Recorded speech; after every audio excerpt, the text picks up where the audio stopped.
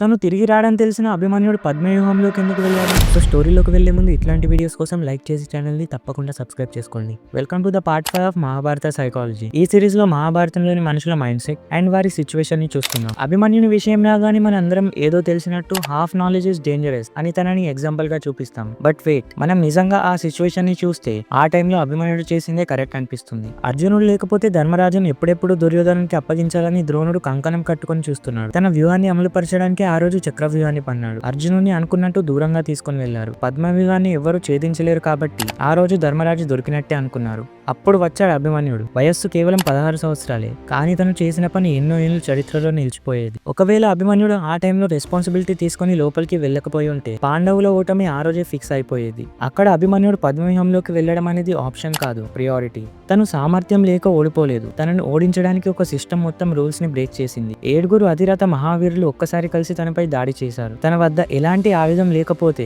రథచక్రాన్ని తీసుకుని దానితోనే డిఫెండ్ చేసుకుంటూ at the same time attack కూడా చేస్తున్నాడు. తను ఆ చక్రాన్ని తిప్పుతూ ఉంటే కృష్ణుడు సుదర్శన చక్రాన్ని తిప్పుతున్నాడా అని అనిపిస్తుందట.